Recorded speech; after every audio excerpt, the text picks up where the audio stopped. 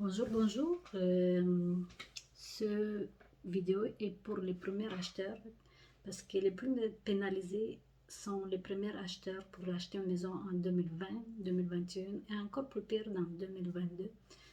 Donc, je vais expliquer comment un premier acheteur pourrait acheter une maison quand même en 2022, malgré la situation que les prix augmentent chaque 3 mois, assez progressif. Donc, si vous ne l'avez pas acheté il y a 3 mois, aujourd'hui vous venez faire une offre, vous devez donner encore plus. Et si vous repoussez votre projet encore plus tard, vous allez donner encore plus. Donc, c'est mieux passer à l'action tout de suite. Une des premières des choses que maintenant on ne même regarde pas les acheteurs qui ne sont pas prêts à approuver. Si avant, on pourrait dire plus ou moins je veux une maison à 300, 400 000, maintenant non. Tant que tu n'as pas la lettre de préqualification de la banque, le courtier de l'acheteur collaborateur ne va même pas faire visiter les maisons, et même s'il fait visiter, le courtier de vendeur va même pas, il va présenter pareil l'offre, mais ça va juste donner le nombre des offres, mais ils vont mettre tout de suite à côté cette offre, le vendeur ne va pas la choisir. Donc, une des premières choses, c'est d'obtenir la préqualification. Autre chose que je recommande fortement, c'est travailler avec un courtier. Pourquoi? Parce que si vous essayez de faire par vous-même, la probabilité que le courtier, la majorité des maisons sont quand même mises en vente par des courtiers.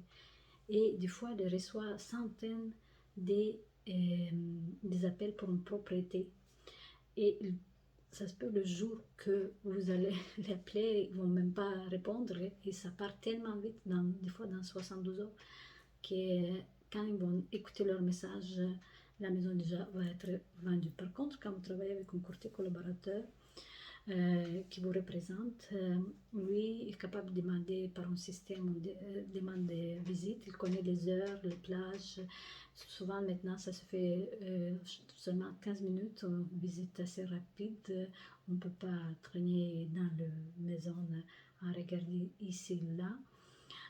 Il faut vraiment se décider vite. Et une autre chose, c'est malheureusement de vous dire, il va falloir renoncer à votre maison de rêve. Ouais, il faut être réaliste que peut-être le budget que vous avez maintenant, ça ne va pas vous permettre d'acheter la maison wow, que vous dites, ah ici je passerai toute ma vie. Non, pensez que c'est juste une entrée dans le marché immobilier, parce que tant que vous n'avez eu aucune maison, pour la banque vous êtes un inconnu, elle ne connaît pas vos habitudes, des paiements, de vos engagements, si vous respectez. C'est pour ça que c'est important de la préqualification, parce qu'ils vont demander toutes sortes de documents juste pour vous connaître, c'est qui vous êtes, avez-vous l'argent, avez-vous capacité de mettre l'argent à côté, avez-vous des réserves, payez-vous bien vos dettes. Tout ça, je peux expliquer c'est quoi la préqualification et qu'est-ce que ça prend, les documents, tout ça. Vous pouvez voir dans une autre vidéo. Mais pour la banque, le premier acheteur, c'est un inconnu. C'est beaucoup plus facile d'acheter quand vous avez déjà une maison, vous avez déjà une hypothèque, ils vous connaissent, ils voient vos habitudes et vous avez une maison. Donc, ils savent que ça va se vendre et ils savent que vous pouvez acheter. Mais ceux qui viennent première fois, comment ils savent que vous pouvez vous acheter une maison à 500 000 et pas 300 000? Et surtout maintenant avec le taux de stress qui est beaucoup plus élevé. Donc, quand vous préqualifiez, on ne vous préqualifie pas au taux d'intérêt qui est sur le marché, mais on va préqualifier au taux de stress qui est plus élevé, et 5 maintenant, 45, peut-être je me trompe. Donc, ce que ça va faire, c'est avec ce taux de stress, même si vous au taux de marché, vous pouvez payer quelque chose à 600 000, ça va baisser à 500 000 pour que les gens aient une réserve. Donc, c'est très important la préqualification. Donc, être réaliste, mettre de côté la maison de rêve, malheureusement. Important de rentrer dans le marché, avoir une maison, vivre quelques années, puis après on verra comment se passer. Donc, une fois que vous avez obtenu la préqualification, on commence les visites. Maintenant, les visites, c'est pourquoi encore une fois les avantages de travailler avec un courtier collaborateur. Il voit les plages horaires quand on peut faire les visites. Souvent, les gens qui commencent juste à regarder, magasiner, ils voient sur le marché, sur Centris, quoi que ce soit, une maison, lundi, mardi, il dit, ah, je veux visiter la fin de semaine ou je peux pas visiter la fin de semaine, je veux visiter lundi. Non, lundi prochain va être déjà vendu la maison que vous allez même visiter. Donc, parce que normalement, qu'est-ce qui se passe maintenant sur le marché? Les courtiers, inscripteurs signent le contrat, ils mettent sur le marché lundi, mardi, mercredi. Les visites se font généralement jeudi, vendredi, samedi, dimanche. Ça dépend, ça peut être juste samedi, dimanche, ça peut être vendredi, samedi, dimanche, ça peut être juste le soir. Et lundi, mardi, il reçoit les promesses d'achat. Donc, au bout de semaine, la maison est vendue. Donc, si on est l'acheteur et je regarde, tant que tu vas regarder, il y a quelqu'un d'autre qui va déjà passer l'action, il va l'acheter. On n'est pas dans ce marché qu'on pouvait se permettre de se promener, regarder. Il faut vraiment réagir très vite, il faut être prête pour l'acheter.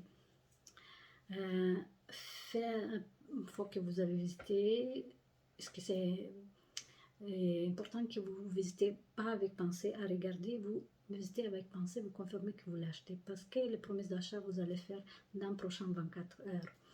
Donc, la prochaine étape, c'est faire la promesse d'achat, mettre les clauses. Ça, c'est le courtier aussi qui va vous dire c'est quoi les meilleures clauses.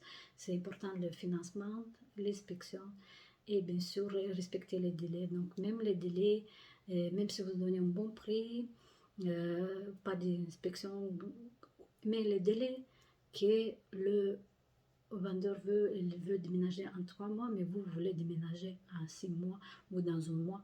Donc, maintenant, la recommandation, c'est vraiment accepter le délai que le vendeur veut. Donc, s'il veut dans 3 mois, que ce soit en 3 mois. S'il veut dans 6 mois, que ce soit dans 6 mois. C'est mieux que vous vous arrangez. Peut-être si vous devrez quitter votre logement, que vous vous arrangez et n'essayez pas de négocier ces délais parce que plus on met dans une promesse d'achat, plus il va aller vers quelqu'un qui va rien mettre et va choisir le bon prix sans casse-tête vendu.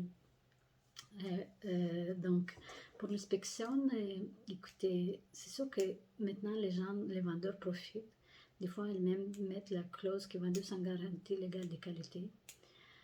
Ce que ça veut dire, si vous l'achetez, vous n'êtes pas vous ne pouvez pas aller contre le vendeur s'il y a une vis cachée, quoi que ce soit à réparer. C'est à vous de prendre en charge toutes les réparations. Donc, il faut que vous soyez informé. Ça aussi, c'est le courtier qui vous tient informé. L'inspection n'a pas faire, ne pas faire. Nous, comme courtier, on est obligé de dire le faire. Et je dirais que même il a un avantage si vous faites une inspection. Parce que moi, comme vendeur, je dis, il a vu la maison, il a fait inspecter, il l'achète en bonne connaissance. Donc, je vais avoir moins de problèmes après. Mais bien sûr, si il a mis la clause vendue sans garantie légale de qualité, écoutez, des fois, si vous avez la doute, on fait venir visiter direct avec l'inspection pendant la visite et lui, il voit les gros points qui majeurs, qui pourraient vous empêcher d'acheter la maison. Il faut être flexible, adaptable et s'adapter selon chaque situation. Et aussi, si on s'agit d'un condo, maintenant c'est une bonne pratique, les courtiers de vendeurs mettent tous les documents en Centris, non, le courtier de collaborateur, on peut le voir. Et on peut consulter ces documents avant de venir visiter le condo, parce que si c'est pas quelque chose qui vous intéresse, c'est mieux de même pas aller voir, pas faire des promesses d'achat, sinon parce que vous allez participer juste à augmenter le prix pour quelque chose que vous n'êtes pas même d'accord à l'acheter, parce qu'un dans le document, par exemple, vous avez un gros chien, mais dans la déclaration de copropriété, ils disent le chien seulement jusqu'à 20 livres. en partant, pourquoi je dois le visiter, pourquoi je dois l'acheter, parce que ça m'intéresse plus. Donc, ce que c'est l'avantage de travailler avec un courtier avec de l'acheteur, c'est que lui, il peut voir tous ces documents, vous le prenez connaissance à même visiter et vous visitez que les maisons qui correspondent à vos besoins.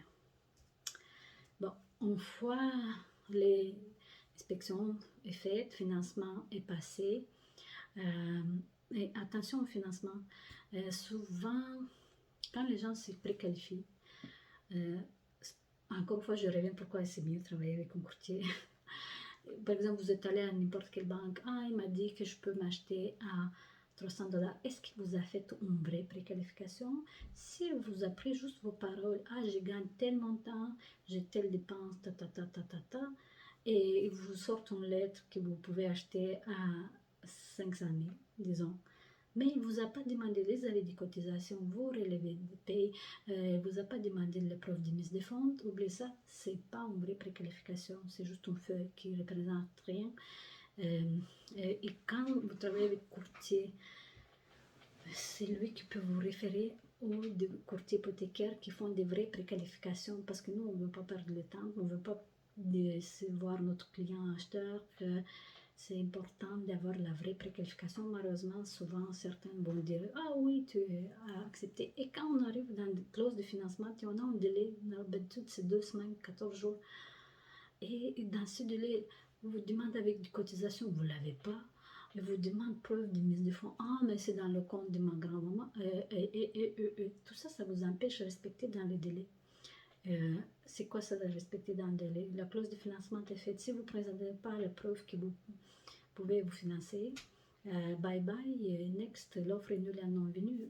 Donc, et souvent, maintenant, dans le marché, une offre est acceptée, mais il y a deuxième offre qui est acceptée conditionnelle que la première ne marche pas, et troisième qui est acceptée conditionnelle que la première et deuxième ne marche pas. Donc, le vendeur va dire bye bye tout de suite, il ne va pas perdre le temps de vous extensionner le délai parce que vous avez eu un pépin, c'est juste que moi je vais aller chercher mon avis, je ne sais pas expliquer ça à la banque. Donc il faut vraiment s'assurer d'avoir une vraie préqualification. Malheureusement, dans la pratique, ça existe que certains courtiers font ça,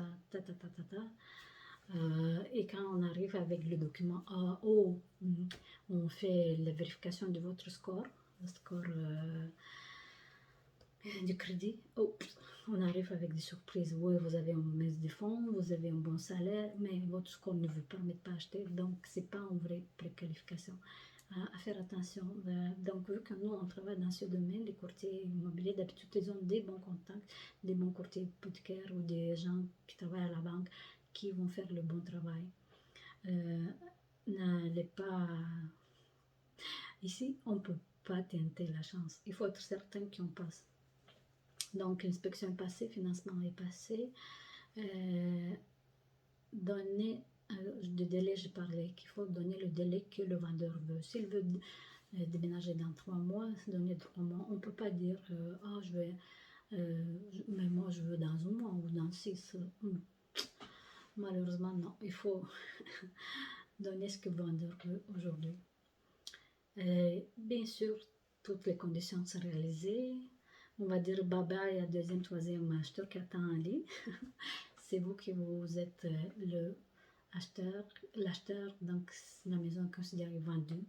Et la seule chose que vous reste, c'est passer chez notaire. Mais attention, toujours des petites attention. Disons, si vous passez chez notaire dans 1 mois, 2 mois, ils ne vont pas redemander tout le paquet de documents pour le financement. Vos preuves d'emploi, et les avis de cotisation et d'autres documents nécessaires.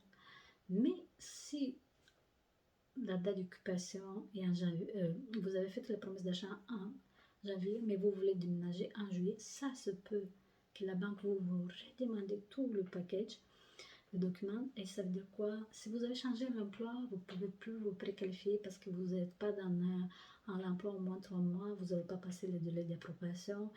Et si vous avez acheté une voiture, vous avez augmenté votre taux d'endettement, ce que vous, les ratios, ça ne marche plus.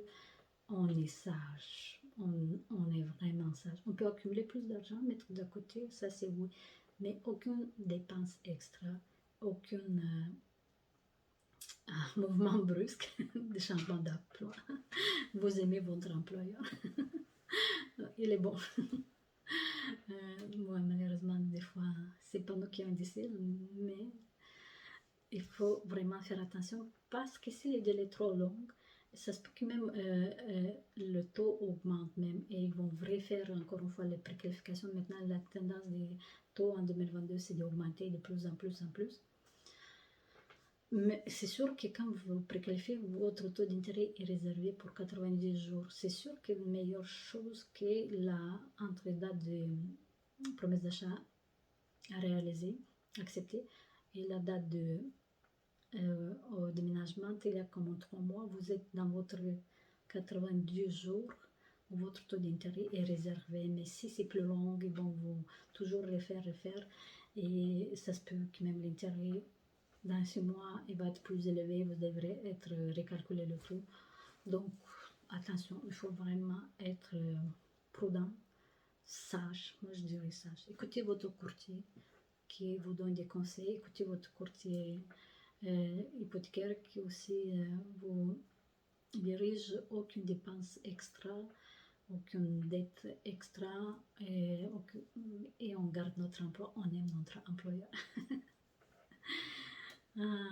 Bon, c'est ça que je voulais dire.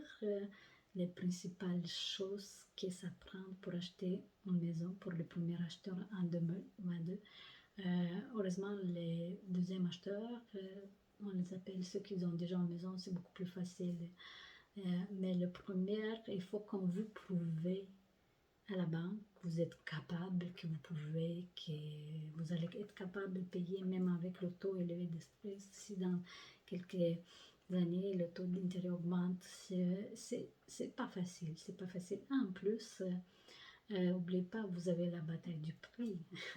Un bon courtier, il sait quel prix vous suggérez pour que vous gagnez. Ici, c'est important, on ne fait pas d'économie. Vous donnez le maximum que vous pouvez. Vous pouvez donner 550 000, vous donnez ça. Mais vous pouvez dire, je vais donner 530 000, 20 000 au cas où. On n'est pas dans ce marché. Vous donnez le meilleur des choses que vous pouvez. Et si votre offre n'est pas acceptée, que vous ne regrettez pas que je pourrais donner plus, oubliez ça, ça ne marche plus. C'est pas optimiste, mon vidéo. J'espère que. Mais pour ceux qui disent, c'est trop compliqué, c'est trop cher, je laisse l'année prochaine. L'année prochaine, le taux d'intérêt augmente, le prix reste élevé. Vous allez acheter encore plus difficilement. C'est encore plus difficile et vous allez encore plus éloigné de votre maison de rêve. Si maintenant votre maison de rêve est ici, vous avez acheté une maison compromis, mais si vous attendez, vous allez acheter une maison, j'ai pas le mot à exprimer, une maison pour acheter. C'est pas ça qu'on veut, on veut être quand même être bien dans notre maison, puis que tout le monde soit heureux dans leur maison. Et voilà, s'il y a des questions, n'hésitez pas, écrivez en bas vos questions et je vais répondre. Merci, bonne journée.